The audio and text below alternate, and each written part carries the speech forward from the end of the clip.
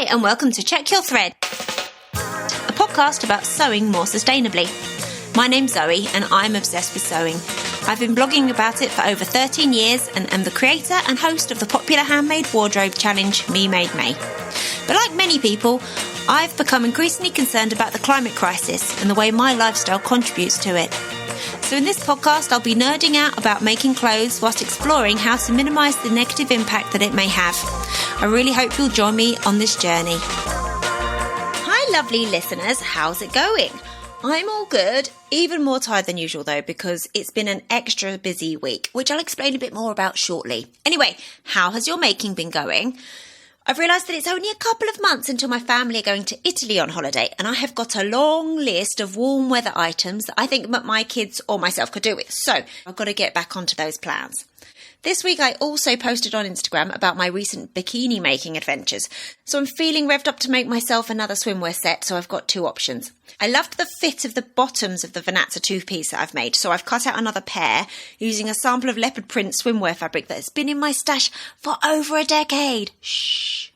I'm not sure what top pattern I'm going to use yet. This week, I submitted my results for the big plastic count, which was eye-opening and alarming. Apparently, my family got through 73 pieces of plastic packaging in a week, and 88% of that was from food and drink items.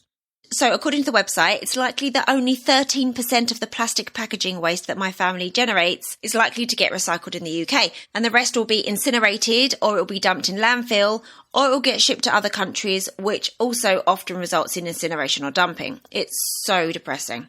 So I've emailed my MP about that with the website's helpfully generated email, and I'm going to double down on trying to find any small changes my family could possibly make. But ultimately, what this whole endeavour is really highlighting is that even for people like me who go out of their way to avoid plastic packaging where possible, it is impossible to avoid consuming a whole load of it.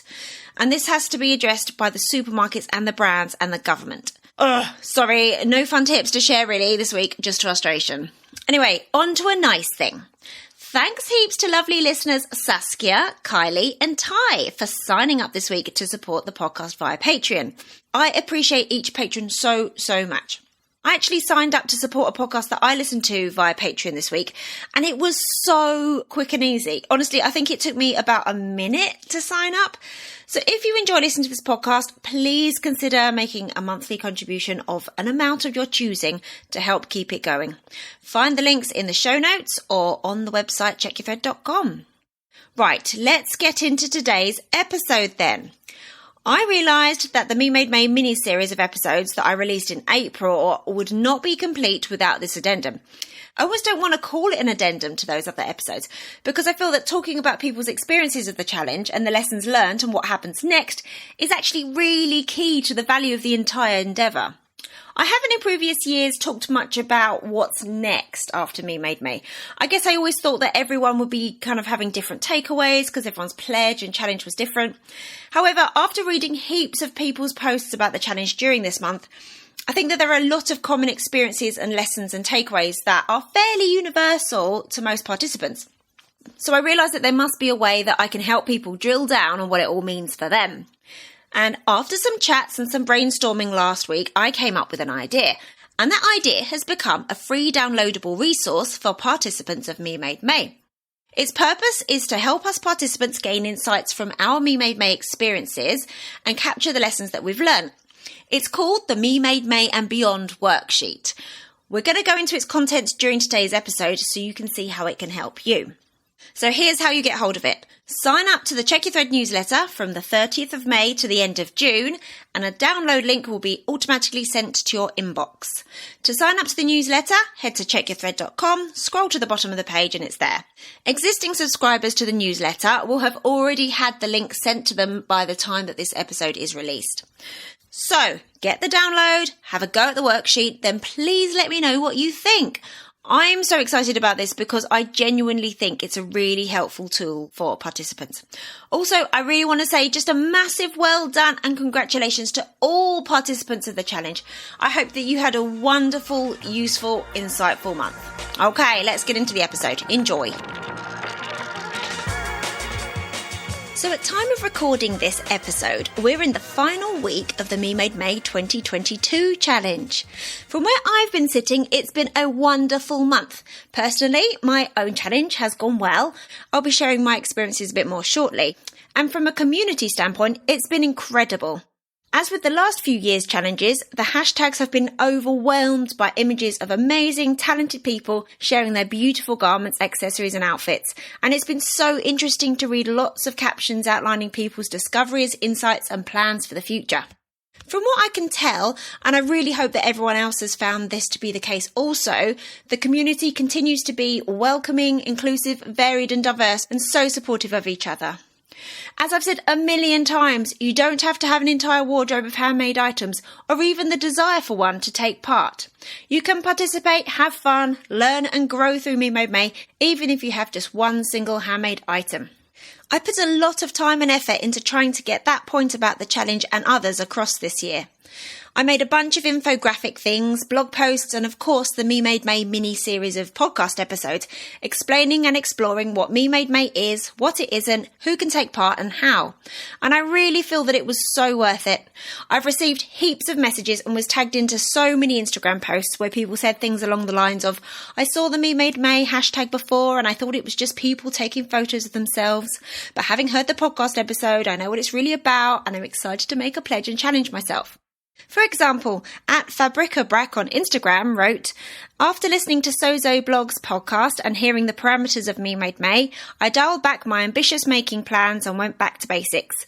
I want to sew sustainably, so why make for making's sake? So I pledged to do a wardrobe audit to figure out what I have, what I like, and what I actually wear. And those findings would inform what I will go on to make going forwards. That's been so rewarding. It proves that the posts and the podcast episodes have pushed back to some extent on the assumption that it's only for people with heaps of handmade items and lots of time to take and share photos. Lots of people have come to the challenge this year having previously felt excluded because they felt that they didn't have enough handmade items or because they don't have time to take a photo each day and so on. What has also been a wonderful aspect of the community element of this year's Me Made May is the change I've witnessed around what people plan to do with the lessons they are learning about their items. In previous years, a lot of people have said that their goals were in part to weed out which items they don't wear and have a clear out, presumably sending most of it to charity shops and textile banks. Thanks to the work of Aja Barber, the Wardrobe Crisis podcast, the Clothes Horse podcast and many others explaining that only a small percentage of donated clothing actually goes on to be resold in a charity shop and that so much of it gets shredded, incinerated or shipped off to the global south to become someone else's problem, the message seems to be getting through that charity shops aren't in desperate need of our rejected items. I'm guessing and hoping that as a result of these messages, I've seen so many Me Made May pledges and posts this year talking about seeing if there are ways to rework items that aren't currently getting use. Which leads us back to the point that Shelley was making 2 episodes ago, episode 42 to be precise, about keeping resources at their highest level of use for as long as possible. And when reworking, altering or refitting the garment doesn't work, harvesting the materials to use in another project is another positive step and should be considered before the garment gets sent off to the textiles bank. Well, those are my thoughts on this year's Me Made May challenge looking at it as a whole. But what about our individual challenges? What do we all discover about our wardrobes? To help everyone figure that out, I've created a free worksheet called Me Made May and Beyond. It's got the same title as this episode to help you remember. I'm really excited about it because I genuinely think it'll do a great job in helping you gain insights from your challenge and capturing the lessons you learned. You can then use these lessons to inform your future making plans, raising your chances of producing items you'll love and want to wear again and again. So how does it work? This worksheet is a series of prompts for you to respond to. You can print this worksheet out and write your responses directly on it if you wish. Alternatively, read through the worksheet on a screen and write your responses down elsewhere. Try not to leave it too long after the challenge to do this so your memory of your Me Made May experience is still fresh. If you took any documentation photos during May, have them to hand to assist you. Don't worry if you don't have an answer for every question. Each response you can provide will be useful. Then keep your responses somewhere accessible as a record and a reminder to help you apply the lessons going forward. So let's go through the sheet now to give you some idea of what insights it will help you record. I'm going to respond to some of the prompts using my own experience of the challenge as an example of the kind of insights you can gain from this exercise. Okay, the first section is about learning from what worked. Power outfits and garments. What did you wear that made you feel ready to take on the world? Honestly, for me, it was dungarees. And when it was warm enough to wear them, my jumpsuits. I just feel ready for anything in my dungarees, including ready for a big lunch, of course. Okay, surprisingly successful outfits. What new garment combos did you try that you unexpectedly loved? So for me, I've never really tried wearing blouses under dungarees before. Rather, I've tended to wear like t-shirts and sweatshirts under them. But having tried lots of blouses under my dungarees this year, I really loved those looks the most. I think I like the juxtaposition of like the kind of utility nature of dungarees and the more feminine blouses. I found that my Valley blouse and my Bloomsbury blouse worked the best in these combos. Okay, so firm favourites. Which items did you reach for most often during your challenge? For me, probably my cardigans, and also my striped jersey turtleneck that I made using the Nico pattern by True Bias. That and my thermal t-shirt underlayer that I made has made so many other garments wearable when the weather wasn't very warm. Well worn. Which often worn items that are starting to look tatty can you not stop wearing? For me, definitely my mustard quilted ponte cardigan. I'm not even sure that the many warm bits are even mendable at this point, but it just works with so many outfits that I can't stop wearing it. Good feels. Which fabrics or fibres did you enjoy wearing the most? And happy hues. Which colours or colour combos did you enjoy wearing the most? And successful shapes. Which silhouettes did you feel work best for your body and style preferences? Right, the next section is about learning from what didn't work. So the hell knows. Were there any items that you put on but took off again straight away, and why? So yes, for me, there was one day when I put on a blouse and it just felt like too tight and restrictive around my neck one day. But weirdly enough, I tried it on another day and it actually felt fine. So I don't know.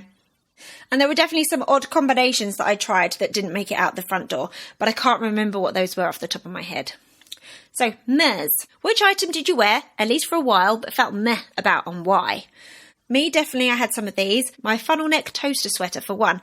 I've never felt that the neck sits quite right, and there's something about it that makes it tricky to wear with cardigans over the top. Wardrobe orphans. Which items did you struggle to pair with another item? So I have this dark green double gauze blouse and I really love it, but it just doesn't go with any of my current selection of bottoms. And I haven't worn it for about 2 years because of that. Disastrous details. Any colours, fabrics or fibres or silhouettes that you feel didn't work for you. And then fill in these categories. Items to repair. Items to alter or rework. Yeah, for me, I'm going to try and rework that toaster sweater that I just talked about. It's made out of nice kind of stripy Breton fabric, so I think I'm going to try and make a simple bateau neckline, which is going to make it a bit more wearable. Oh, and I also need to unpick and rework my denim shirt upcycled Anthea blouse, which I've realised is just too big and the sleeves have got too much volume. Items to harvest the fabric and yarn from, or items to give away, sell or donate. I actually just sent my friend Harriet a peplum top that I realised that I never wear. The next section is stock take. Sufficient stock. What type of items do you have an abundance of? For me, maybe dungarees. I don't think I'll make any more until one of my current pairs is no longer wearable. Insufficient stock. Which type of item did you wish you could reach for that you don't currently own? For me, black skinny jeans, definitely. Hurry up and dry. Which items did you miss the most when they were in the wash? Probably for me, vests and underlayers, because they just made the rest of my wardrobe much more wearable in chillier weather. Seasonal and climate preparedness. Which type of weather did you find your wardrobe to be least set up for? And what types of weather do you have more than enough items for? So for me, that's hot weather. I don't have a lot of hot weather items, but the really hot part of the year here is so short that I know I don't need any more. Wardrobe dwellers. Write down the me mates you did not reach for all month and why, excluding heavily seasonal, special occasion or activity specific items. And the last section is future plans. In this, I've suggested that you read back through your responses to the questions on the previous pages. Then I'm encouraging you to list 3 project ideas that will replicate something positive from what worked, avoid the pitfalls from what didn't work, and address a wardrobe stock issue. Then I've asked you to consider if you already own any resources, i.e. patterns, yarn or fabric, that you could use for the project ideas above. And finally, as well as listening to the Check Your Thread podcast each week, what steps can you take to make your garment making more sustainable going forwards? And there's also a little bit of space for additional notes. So that's the worksheet. Thanks for indulging me in listening to my responses. If you took part in Me Made May this year, I hope you get hold of the worksheet and that it helps you make the most of your experience. If you didn't take part this year, may I suggest you get hold of it anyway and use it to work through your current clothing selection. It's likely to give you some useful insights anyway. If you do use the worksheet, please let me know how you get on. If you're on Instagram, please use the hashtag #MeMadeMay and beyond in related posts. So that is Me Made May for another year. Thanks so much for listening. I really hope you enjoyed this episode and are left feeling inspired. For more info about the podcast, including show notes for this and every episode, head to checkyourthread.com. I'd love to hear from you, so if you have any comments, questions or ideas for future episodes, please get in touch by emailing zoe@checkyourthread.com or find me on Instagram @checkyourthread. Massive thanks to Patrick Potter for production support, to Sylvia Seller for the awesome logo design, and to Simon at Palm Skin Productions for the music. This ad-free podcast would not be possible without listener support, so if you feel you are able, please consider signing up to the Check Your Thread Patreon. For the equivalent of buying me a coffee each month, you'll be making it possible to continue producing regular episodes. Links can be found in the show notes and on the website checkyourthread.com. I hope you'll listen again next week. Until then, take care. Bye!